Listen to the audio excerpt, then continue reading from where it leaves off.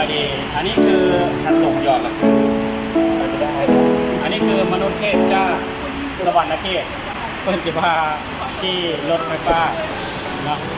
เขาสังเกตว่าอันนี้คือตอนที่เราจะขึ้นเนาะนี่จะสังเกตรูปสองฉะนั้นเพื่อจะให้ทางผู้โดยสารพามาในออกก่อนแล้วหลังจากนั้นเราจะขึ้นไปเพิ่งว่าสำหรับการขึ้นรถไฟฟ้าครั้งแรก first time มันจะเป็นลักษณะแบบไหนเนาะโอเคฉะนั้นมื้อนี้เรามีไกด์พิเศษที่เพื่อนพาทัวร์พาเที่ยวให้เกียรติกับรายการทัวร์ที่ของพวกเราสำหรับมื้อนี้เนาะสำหรับขอสัมภาษณ์กันหน่อยหนึงเนาะโอ้เพิ่นบอกว่าพาไปเที่ยวอย่างเดียวแต่เป็นห่วงแต่บ่เป็นห่วงเนาะเพราะว่าเรามีเด็กเทพอันนี้เด็กมาจากสวรรค์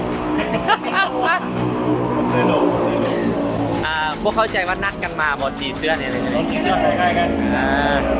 เอาคนบาดกันกันขอสัมภาษณ์คนเนี่ยเนาะเราจะใจเจ้ามีก็ตื่นเต้นยังไงเนาะสำหรับการที่เขาจะขึ้นรถไฟขับนิดนี่ขอสัมภาษณ์หน่อยนึงย่านลงสถานีแต่ว่าเป็นอย่างนี้ใกล้พิเศษเลยมันลงเลยเนาะใกล้นี่ลาบได้ปะลาบได้บอกใกล้นี่ใกล้นี่ลาบได้กินได้ทั้งหมู่บ้านตัวใหญ่กินได้ทั้งหมู่บ้านเลยกินได้ทั้งหมู่บ้านตัวใหญ่ตอนนี้เขาถามว่ามีความตื่นเต้นบนในข้างธมิตรของการที่เขาจะขึ้นรถไฟฟ้านี่บอกว่าโมตื่นเต้นเพราะว่าเขาเมามาแล้วความตื่นเต้นจะมีแต่ความมันความม่วนและมีแต่ความเฮฮาเนาะเดี๋ยวเจอกันอยู่ในรถไฟอีกทีหนึ่งนั่นแหละ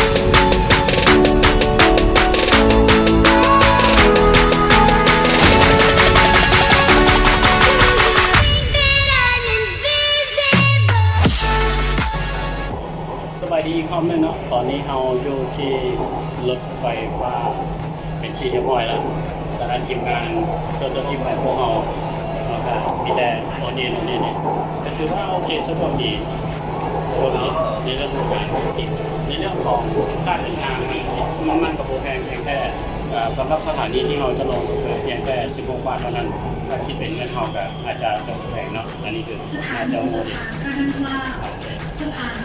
ที่นี่อยากให้ได้เรื่องในเรื่องของสภาพบรรยากาศทางในตอนนี้กำลัง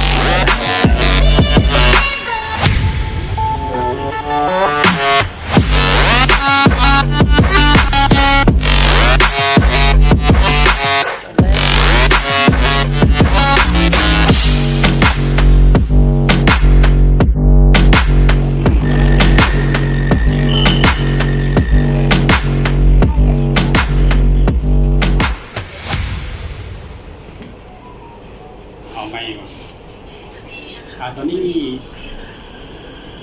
รถไฟฟ้ามันไปจอดของสถานีแล้วฉะนั้นแต่ละสถานีมันก็จะห่างกันไกลกันนะครับอาจจะประมาณณปัจจุบันนี้อยู่ที่ไซมาเนาะโอเคอยู่ที่ไซมาแล้วเขาจะเดินทางไปต่อที่เพราะเรากำลังจะไปไซมาโอเคไปไซมาโอ้มีแต่ไปกินข้าวมาไปไซมาขณะในตอนนี้เรากำลังข้ามแม่น้ำเจ้าพระยา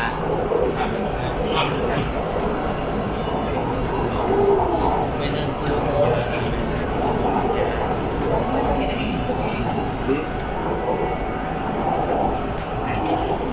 เอาได้แล้ววะ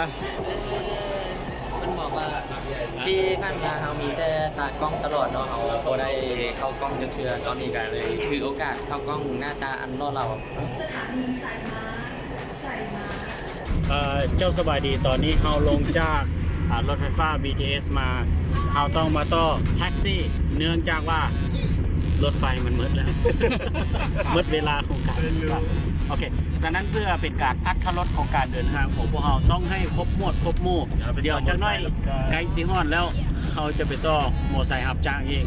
เนาะหลังจากนั้นเขาใกล้สีฮอดโรงแรมแล้วเขาก็ย่างเราแน่ใจว่าย่างหรือว่าสินั่งรอแล้วมื้อเขาก็จะบินข้ามประเทศเนาะแล้วเจอกัน นี่คืออรรถรสของการเดินทางของทัวร์ทัวร์ทีมของพวกเราขอขอบใจ